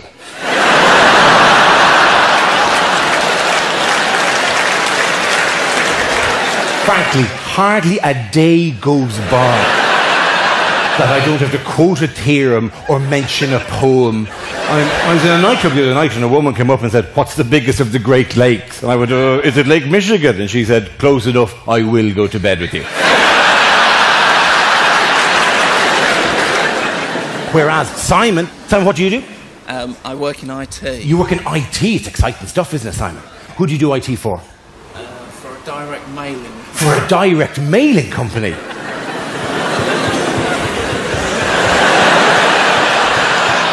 That's fucking controversial. Nothing on that. You just sashayed in and whipped the rug from underneath it.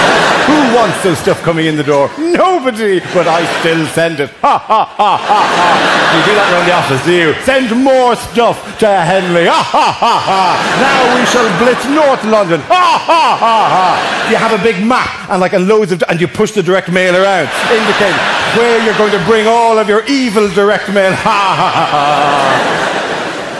Finest piece of direct mail I ever received, which is from an estate agent in my area, because they're constantly putting stuff through the door saying, "We have disappointed customers who can't find a house in your area."